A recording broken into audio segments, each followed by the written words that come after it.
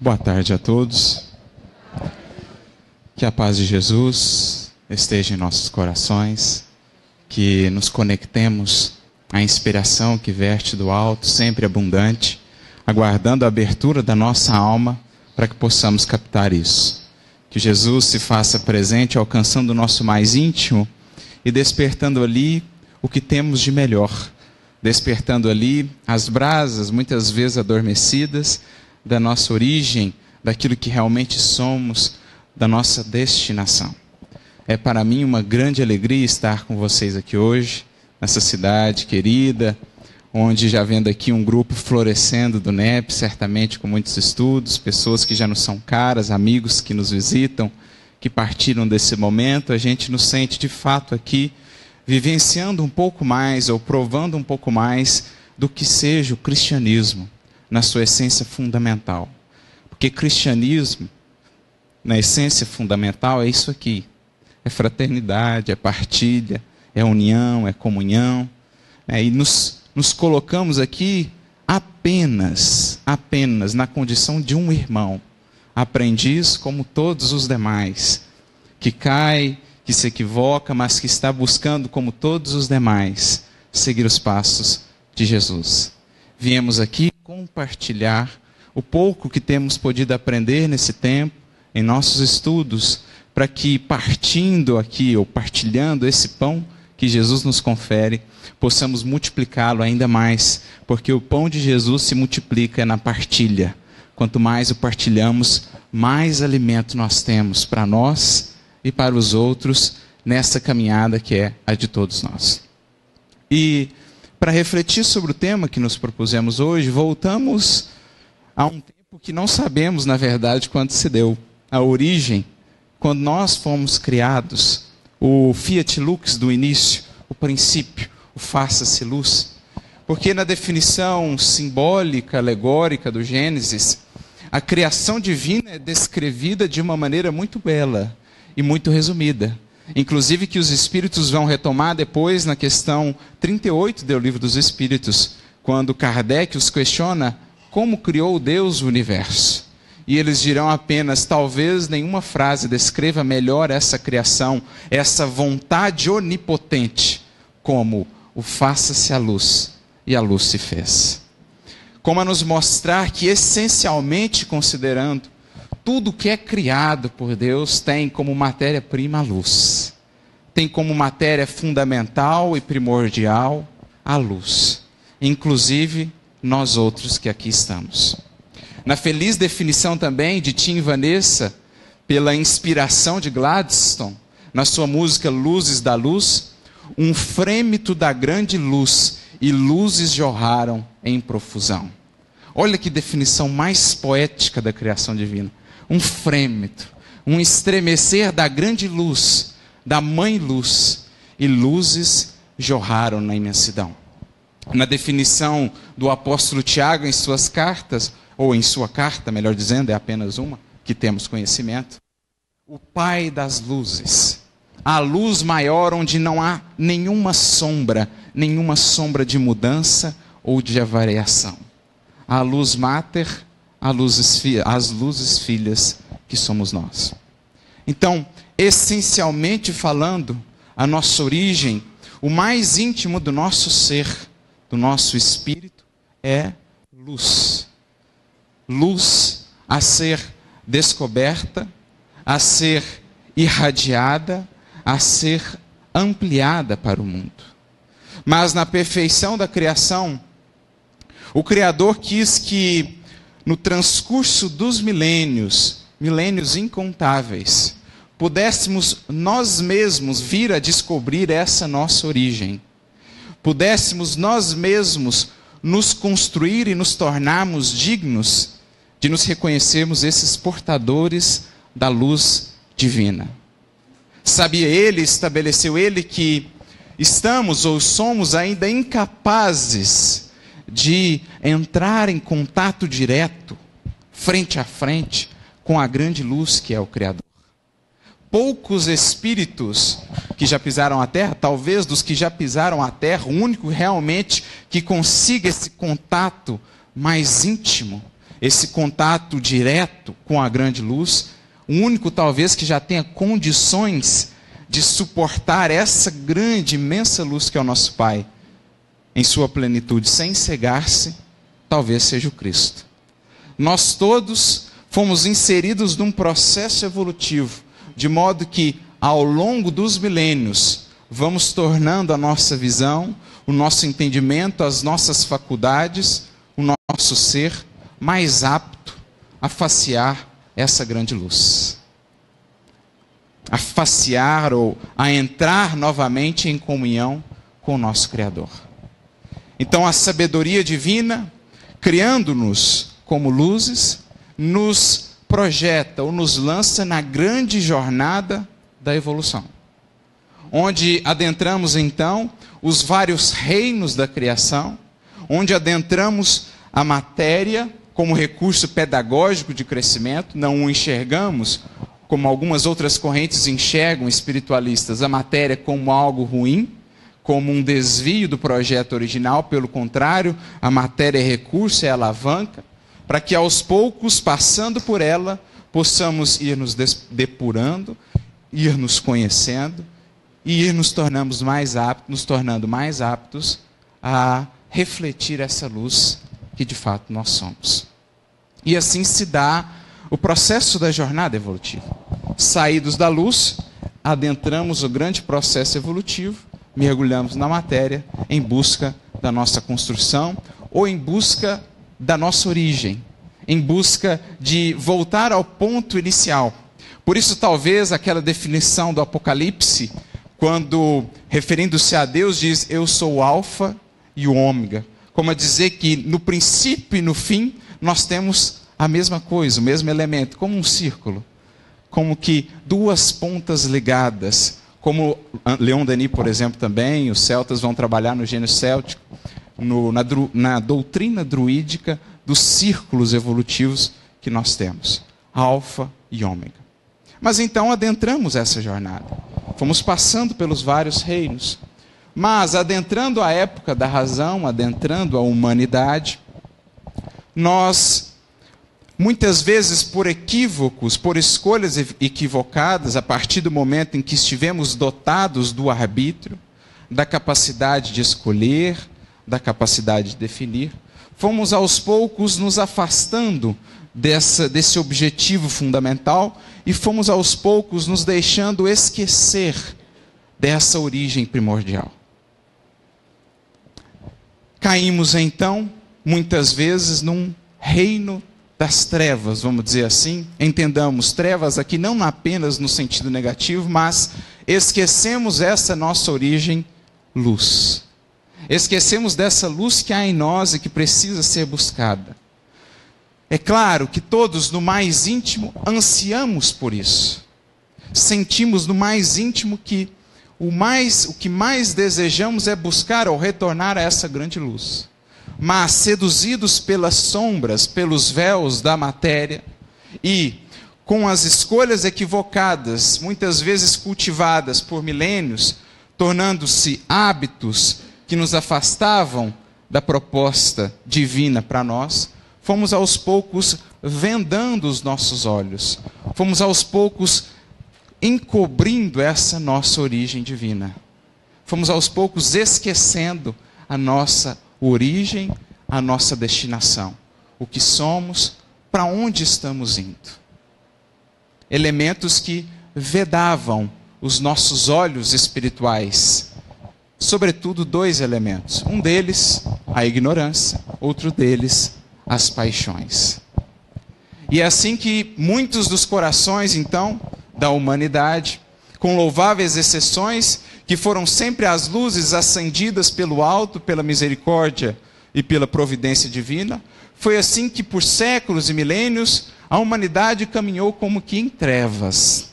As trevas da sua ignorância, do desconhecimento de si mesma, das leis divinas, do universo, do Criador, e também as trevas criadas ou projetadas por nós mesmos, a partir das sombras ou a partir dos desvios que adotamos perante as leis divinas.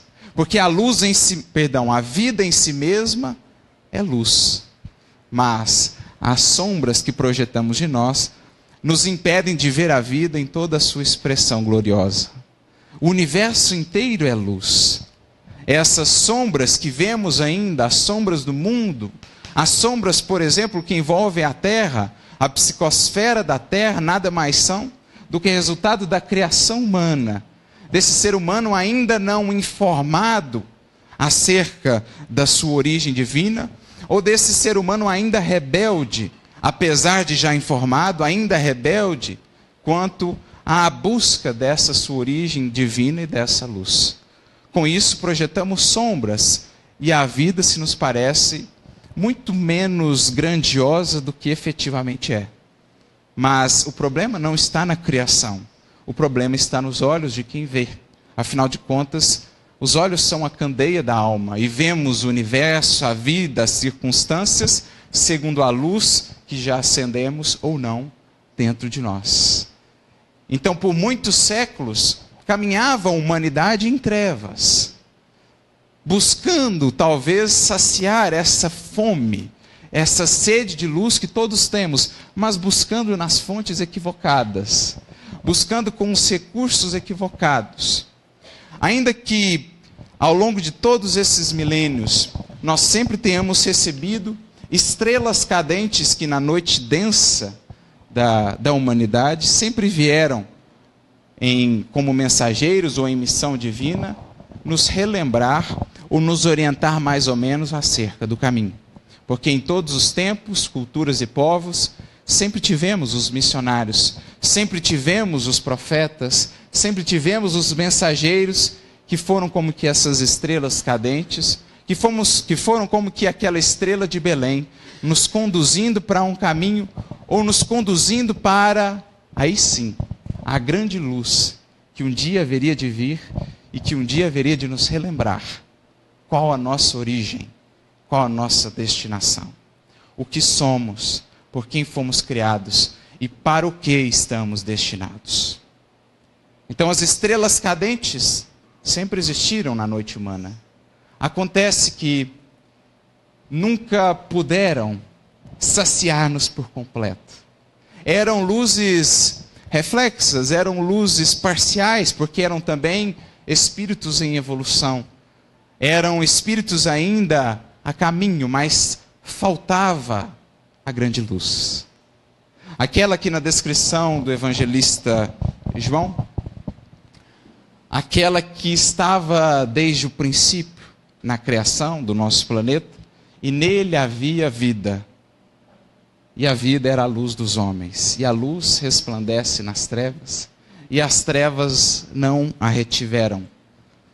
E é interessante que João usa aí justamente um verbo que dá duplo sentido, para nos mostrar, não a retiveram, no sentido de que muitos de nós ainda hoje não a retivemos, mas também no sentido de que a luz nunca pode ser retida. A treva não tem esse poder. A luz sempre passa nos locais mais escuros, nos pântanos mais fétidos, e sempre sai incólume, sempre sai pura. Era a grande luz esperada, a grande luz prometida, aquela luz que nos falaria dessa origem, aquela luz que os profetas já cantavam 700, 800 anos antes da sua vinda. Por exemplo, o profeta Isaías, lá no seu capítulo 9, versículo 2, quando ele diz: a luz raiou para os que estavam sentados na treva, para os que estavam na região da sombra e da morte, uma grande luz raiou. Que depois o evangelista Mateus vem retomar no seu evangelho, no capítulo 4, como a dizer, a anunciar ao mundo e a todas as criaturas: ela chegou.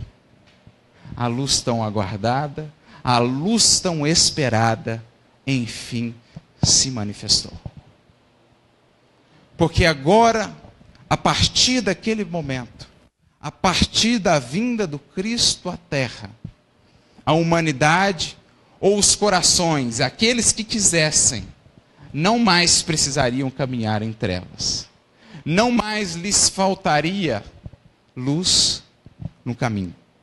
Porque dali por diante, ele seguiria, a sua mensagem seguiria sendo para sempre no mundo, para sempre na história da humanidade, o grande farol a iluminar o caminho de todos aqueles que se dispõem realmente a tomar o caminho que nos conduz à nossa destinação. Dali por diante, nós tínhamos em mãos, nós tínhamos agora o conhecimento acerca da grande luz. Porque é disso que a mensagem do Evangelho vai nos falar. É isso que Jesus vai acessar em nós. É isso que Jesus vai relembrar a todos nós. Criaturas que estávamos esquecidas dessa origem, vem Jesus novamente a sobrar as brasas adormecidas da nossa filiação divina. Como diz o evangelista João, a todos que o receberam, deu-lhes o poder de se tornarem filhos de Deus, filhos da luz.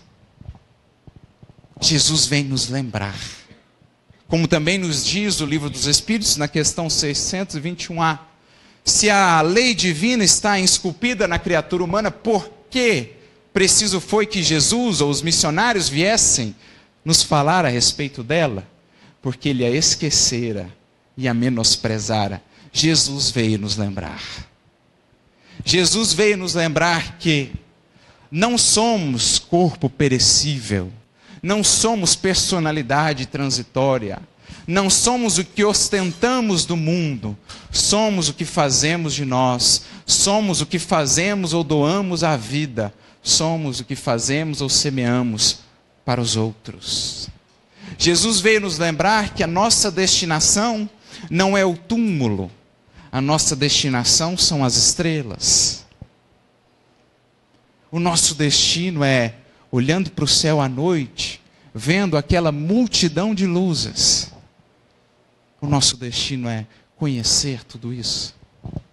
Desbravar mundos de luzes ou esferas luminosas que nós sequer ainda conseguimos conceber nos nossos mais elevados sonhos. O que não aguarda os espíritos realmente superiores aí, nos páramos, no infinito da criação. Em que esferas não viverão uns apóstolos, alguns cristos, os seres que já se imantaram da essência divina, os seres que já despertaram em toda a sua plenitude essa luz. Essa é a nossa destinação.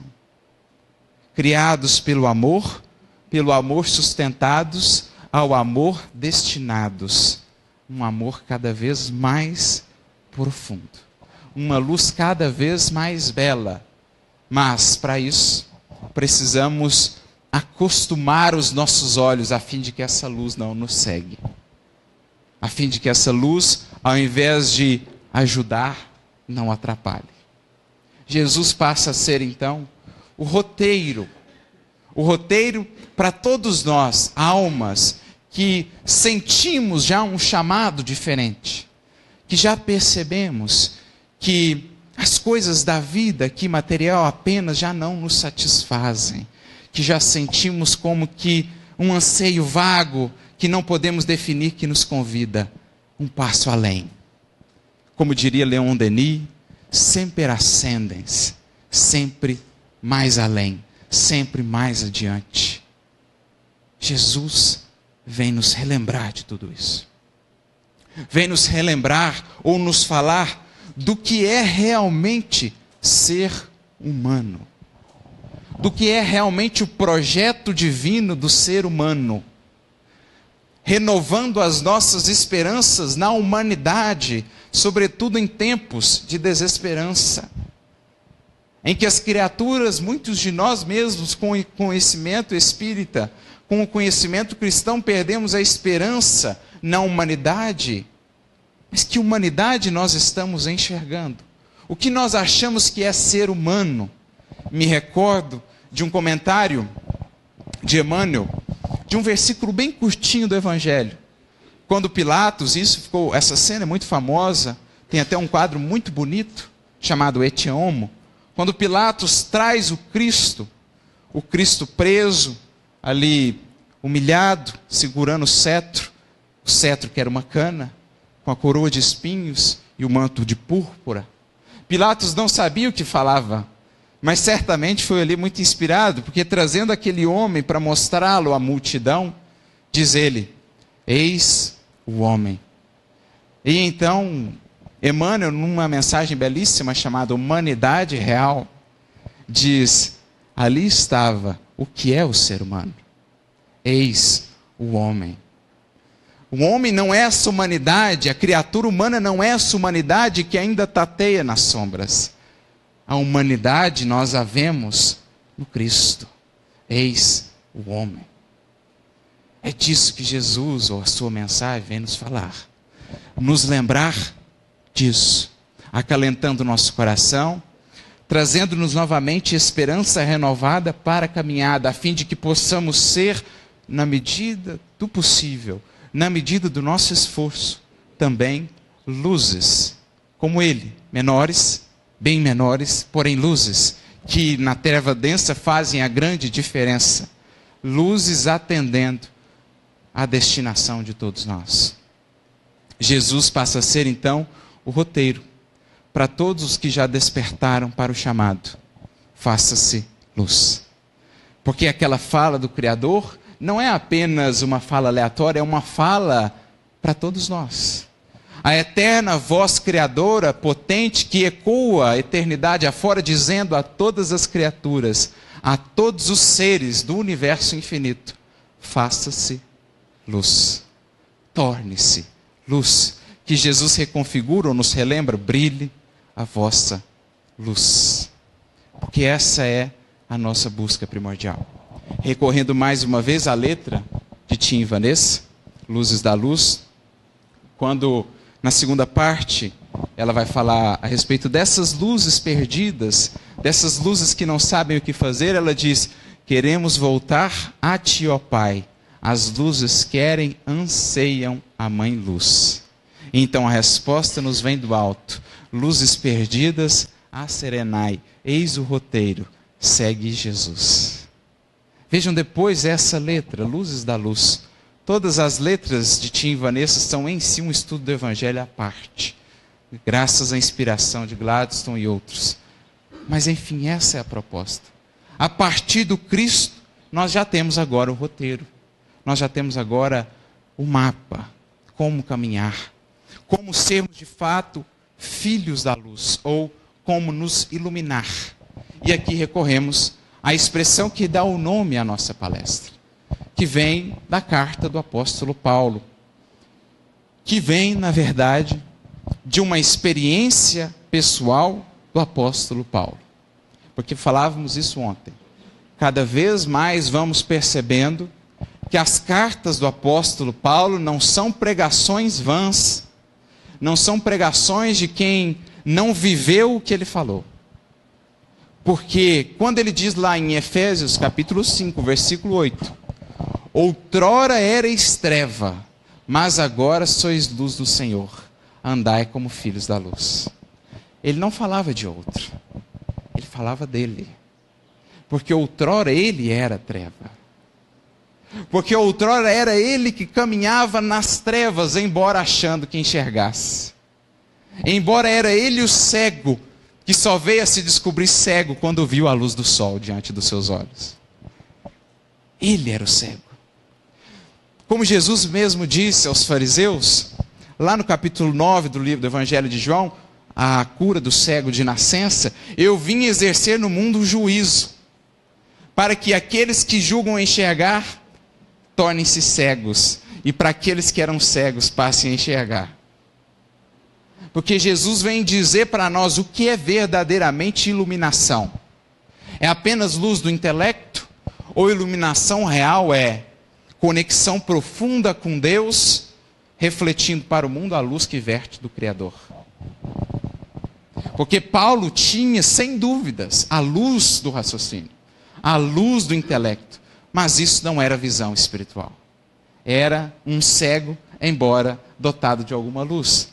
E Jesus vem então colocar em xeque, dizendo aos fariseus: julgam enxergar, cuidado para que a luz que há em ti não seja trevas. Cuidado para não confundir raciocínio aprimorado conhecimento com iluminação espiritual, porque são coisas bem diferentes. São coisas bem distintas. E é o que Paulo aprendeu naquele deserto. É o que Paulo aprendeu em Damasco.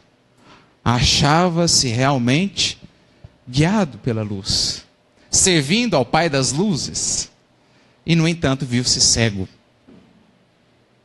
Convidado a partir de então a ver o que era realmente a luz do Espírito. Ele fica 3 dias cego. Quando volta então a enxergar, diz: esses olhos agora, daqui para todo sempre, estarão consagrados ao serviço do Evangelho Redentor.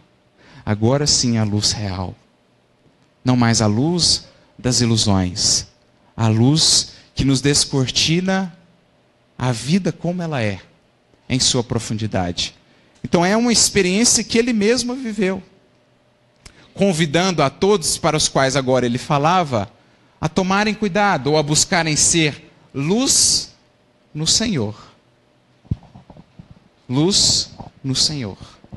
Porque a nossa luz verdadeira, a nossa iluminação verdadeira, procede da integração com o Pai.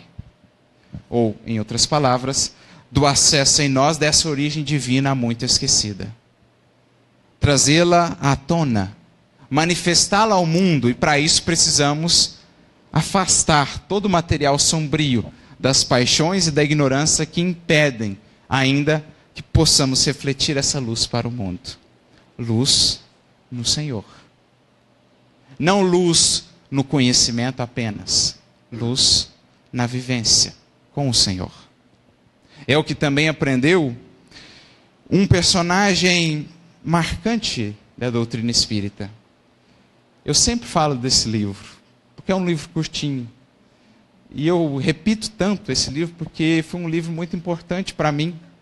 E foi um livro que me ajudou a entender melhor o que é a proposta do Evangelho. Para a gente não continuar repetindo experiências religiosas como Paulo fez lá atrás, antes da conversão, ou como muitos de nós temos feito ao longo dos séculos. Achando que luz nasce, ou essa luz nasce de estarmos informados quanto à mensagem de Jesus. Que bastaria a luz do Senhor para nos iluminarmos. A luz de terceiros é importante, mas haverá um momento em que estaremos caminhando sozinhos e precisaremos ter a nossa própria luz. Porque a vida é assim. Jesus coloca ao nosso lado luzes para nos ajudar a acendermos a nossa própria. Mas essas luzes, momentaneamente colocadas ao nosso lado, depois seguirão seus caminhos também da evolução. E seremos então convidados a testemunhar e a ver o quanto de luz acendemos por nós próprios. Por isso Jesus diz: aproveitai enquanto tendes luz. Enquanto tendes luz, acendai, ou acendei, melhor dizendo, as vossas. Não sejais lá como as virgens e prudentes que não prepararam-se para o momento. Busquemos acender a nossa, porque pode ser que mais cedo ou mais tarde as luzes tenham de se afastar de nós, então estaremos nós com nós mesmos e a luz que fizemos de nós. E foi o que esse personagem aprendeu. Porque enquanto esteve aqui na matéria, contando com a luz grandiosa do Espiritismo, que traz para nós a luz do Evangelho, fez muita coisa. Teve uma vida de muita dedicação, digamos assim. Empreendeu muito pela seara espírita. Mas chegando no mundo espiritual, eis a surpresa. Cadê a sua luz? Olhava ao seu redor os amigos que vieram recebê-lo. Bezerra de Menezes, Caibá Schutel, Guilhom Ribeiro, outros, todos irradiando, porque essa é o poder fundamental do Espírito, irradiar, que cresce, que irradia cada vez mais na medida em que evolui.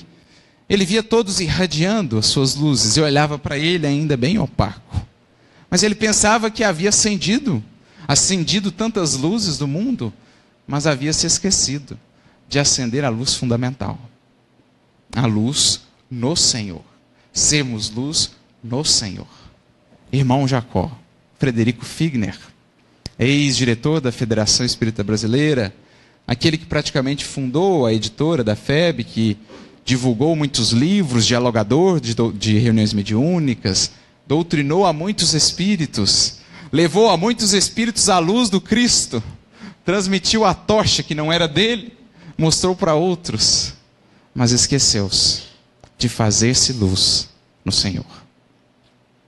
E chegando no mundo espiritual, a decepção, a frustração, sobretudo quando encontrou um antigo espírito já conhecido seu, com quem havia dialogado enquanto encarnado, o espírito na condição de obsessor e ele o dialogador. O espírito olha para ele, então imagina nós lá no mundo espiritual encontrando esses irmãos. O espírito olha para ele e diz: olha quem eu vejo aqui. Aí já tremeu na base, né? Você falou de luz para tantos, Jacó. Cadê a sua? E ali como que algo nele desmoronou. Porque ali ele entendeu o que era realmente fazer-se luz. Mas amparado pelos amigos, porque essa é a misericórdia divina, nunca nos desampara, e no momento da desilusão, é justamente o momento, se estivermos abertos, de maior crescimento, são as crises que nos preparam o futuro. Como diz Emmanuel, a crise é o momento de renovação, para quem sabe ter esperança, é um sublime momento de renovação, para quem sabe ter esperança. Então, alimentado pelos amigos, ele começa a buscar agora acender essa luz no Senhor. Isto é, harmonizar-se realmente com a lei divina. Trazer realmente o Evangelho não para a luz do raciocínio, para a luz do sentimento, para a luz do coração.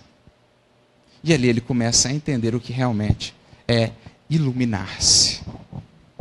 Porque, como nos dirá Emmanuel também, o Cristo não nos visitou como doador de benefícios vulgares. Ele veio ligar a lâmpada do nosso coração à usina do amor de Deus, tornando-nos ou convertendo-nos em luzes inextinguíveis. Olha que frase bonita. Ligar a lâmpada do nosso coração à usina do amor de Deus, tornando-nos luzes inextinguíveis. E ali ele começa a aprender isso.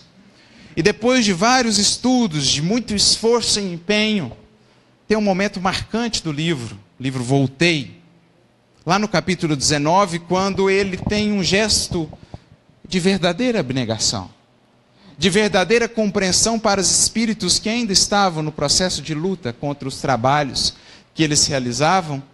Então ele faz uma prece realmente sentida do seu coração, amando aqueles irmãos, trazendo Jesus realmente para a sua ação.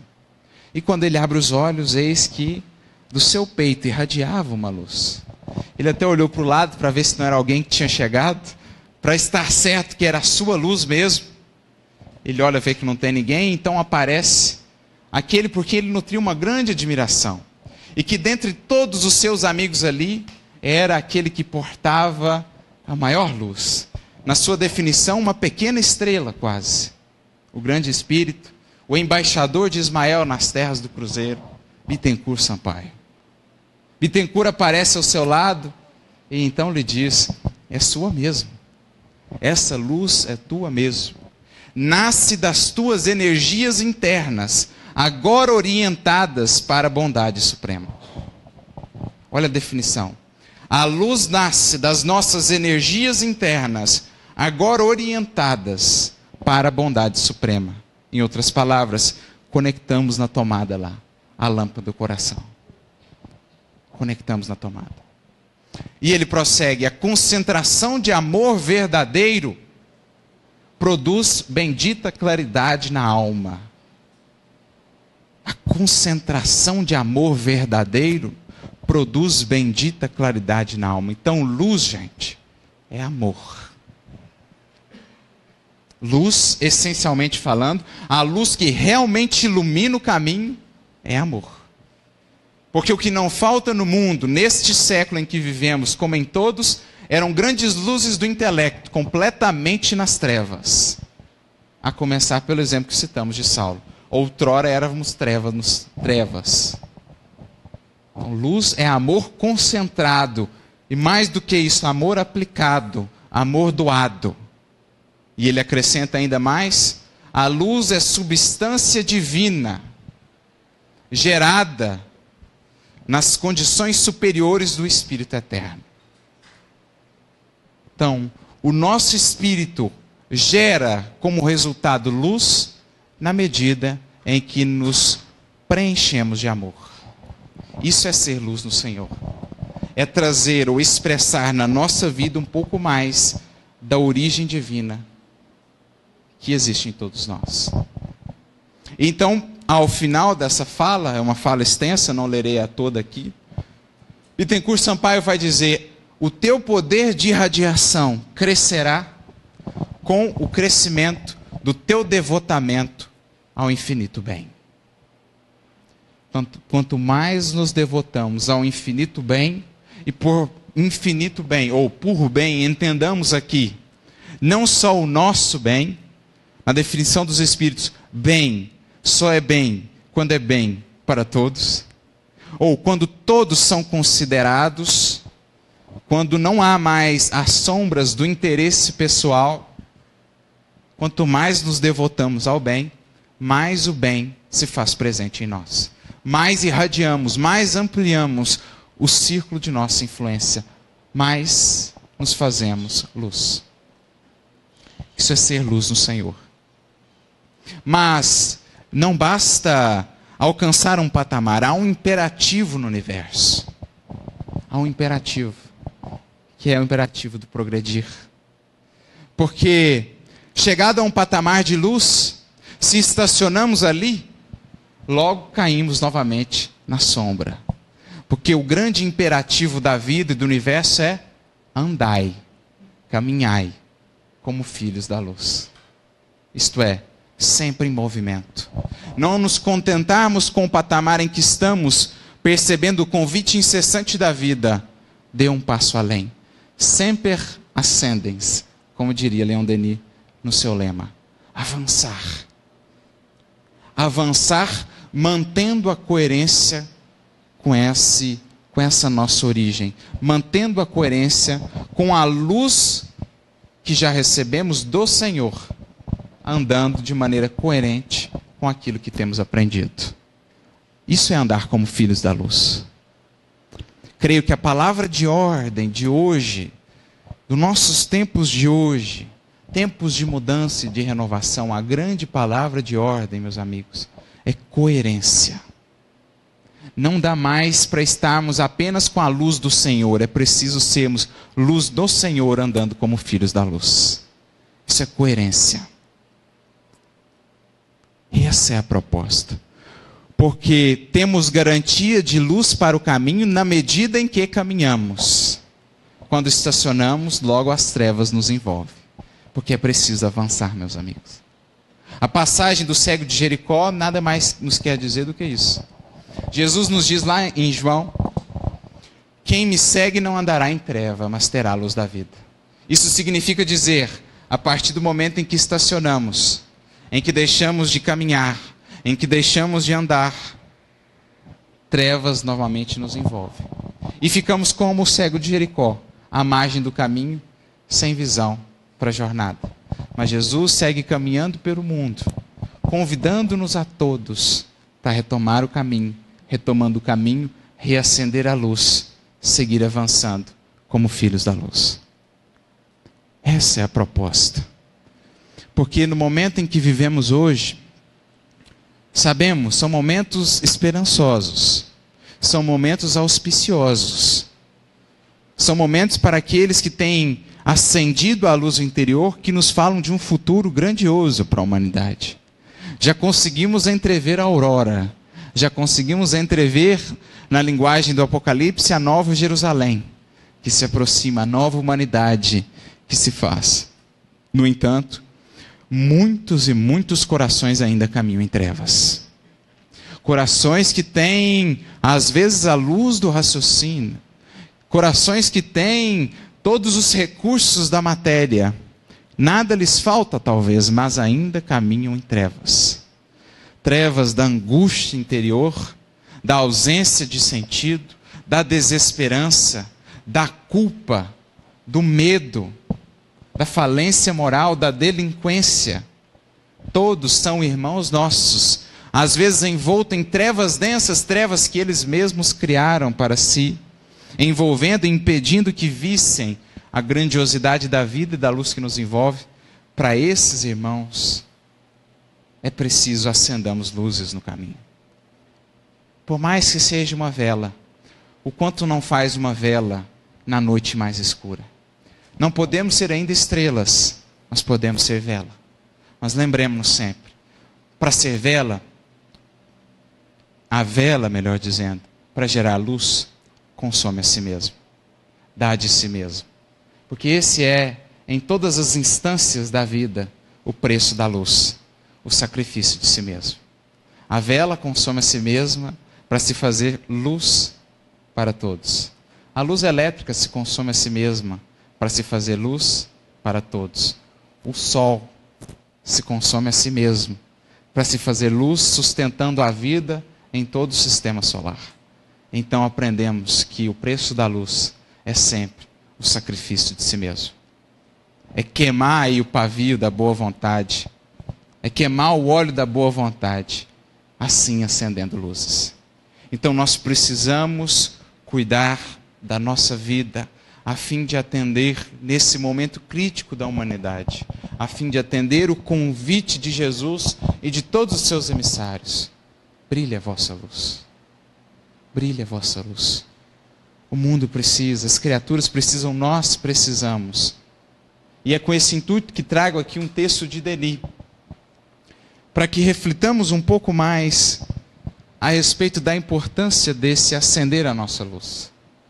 Tão atabalhoados, tão distraídos, tão conduzidos que estamos pelas circunstâncias da vida, pela rotina, que nos esquecemos de olhar, de acessar em nós essa fonte de luz, de alimentar essa chama interior, de preenchê-la de oxigênio. E qual é o oxigênio que mantém essa chama, essa tocha acesa, senão aquilo que o Cristo nos trouxe, que a doutrina nos traz? É oxigênio novo, para que mantenhamos a lâmpada acesa, caso contrário, nos consumimos e logo apagamos. É preciso nos conectar a Deus, a fonte inesgotável que alimenta a todas as luzes na terra. Então Denis, lá no seu livro, O Grande Enigma, primeiro capítulo, vai dizer: homens, com a beleza poética de Denis, homens, criaturas humanas, aprendei a imergir em vós mesmos, a esquadrinhar os mais íntimos recônditos do vosso ser. Interrogai-vos no silêncio e no retiro, e aprendereis a reconhecer-vos, a conhecer o poder escondido em vós. Aquelas luzes escondidas, encobertas, soterradas pelas sombras do materialismo, das paixões, que nós precisamos escavar. Aquele tesouro escondido no seio da terra, da qual Jesus nos falava na parábola do reino. É Ele que leva e faz resplandecer no fundo de vossas consciências as santas imagens do bem, da verdade, da justiça.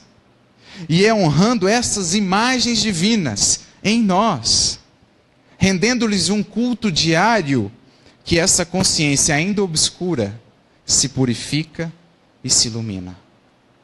Pouco a pouco, a luz se engrandece em nós outros, de igual modo que gradualmente, de maneira insensível, as sombras dão lugar à luz do dia, assim a alma se ilumina das irradiações desse foco que reside nela e faz desabrochar em nosso pensamento e em nosso coração formas sempre novas, sempre inesgotáveis de verdade e de beleza. E essa luz é também a harmonia penetrante, voz que canta na alma do poeta, do escritor, do profeta, e os inspira e lhes dita as grandes e fortes obras, nas quais eles trabalham para a elevação da humanidade.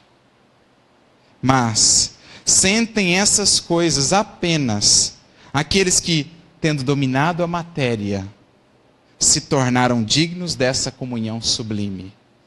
Por esforços seculares, aqueles cujo senso íntimo se abriu às impressões profundas e conhece o sopro potente que atiça os clarões do gênio, sopro que passa pelas frontes pensativas e faz estremecer os envoltórios humanos.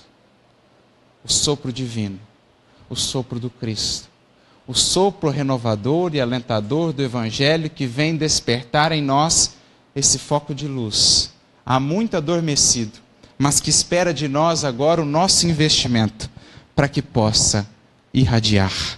Em irradiações cada vez mais crescentes, belas e sublimes, convidando as criaturas que caminham conosco a acessar também a luz de que são portadoras, mas que ainda desconhece, porque a luz ilumina, dispensando os longos discursos. Só poderíamos mesmo então ficar como encerramento com as reflexões do apóstolo Paulo. Outrora, irmãos, erais treva, mas agora sois luz no Senhor. Andai como filhos da luz. Que Deus nos abençoe.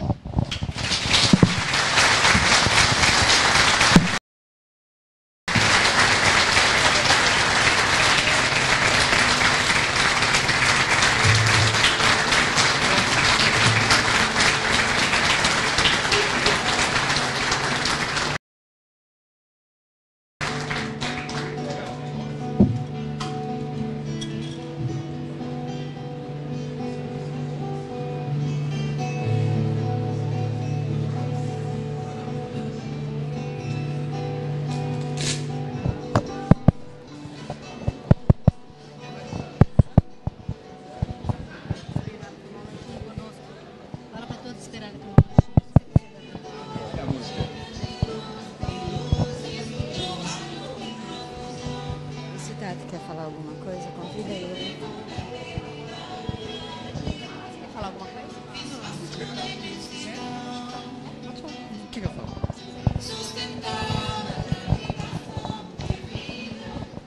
Bem, pessoal.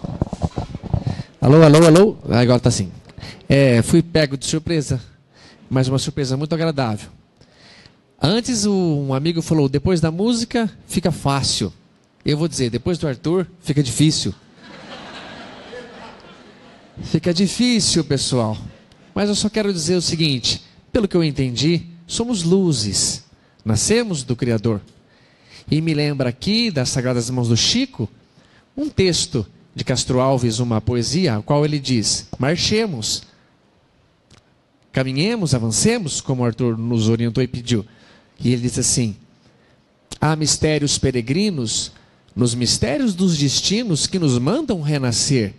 Da luz do Criador nascemos, múltiplas vidas vivemos, para a mesma luz volver. Buscamos na humanidade as verdades da verdade, sedentos de paz e amor.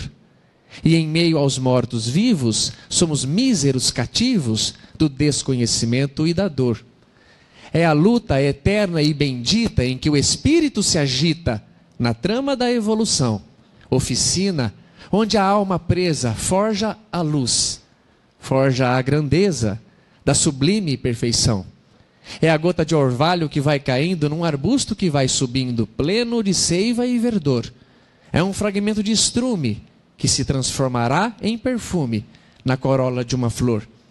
Tudo evolui e tudo sonha na imortal ânsia risonha de mais subir, mais galgar. A vida é luz, esplendor, Deus é somente o seu amor e o universo todo é o seu altar. Ó bendito quem ensina, quem esclarece, quem ilumina, quem o bem e a luz semeia. Uma excelsa voz ressoa e no universo inteiro ecoa. Para frente, caminhai. O amor é luz que se alcança. Tenham fé, tenham esperança e para o infinito marchai. Castro Alves, das Sagradas Mãos do Chico. Eu agradeço demais à casa que nos possibilitou este agradável ambiente para receber as palavras lindas do Arthur. Uma criatura que assim que eu vi, eu falei, acredito em reencarnação. Não é possível que um menino de 27 anos fale com essa propriedade. Na vinda para cá eu falei, parece que o Arthur fala com a confiança de quem sabe. E eu falo na confiança de quem ainda quer saber. Mas agradeço demais a oportunidade e honra-nos o convite, aceito pelo Arthur, de nos acompanhar agora até Bauru e fazermos lá um estudo do Boa Nova, que será transmitido nesta página que está sendo transmitida a palestra do Arthur. Então, amado Arthur, fiquei honrado por essa oportunidade. Apesar da dificuldade, fiz o que pude para honrar a Deus, o nosso amado Mestre Jesus, que trouxe para nós o exemplo maior da luz verdadeira. E acho que hoje as tomadas ficaram mais visíveis para conectar nossa energia na usina verdadeira e sermos luz. Que o Mestre nos abençoe.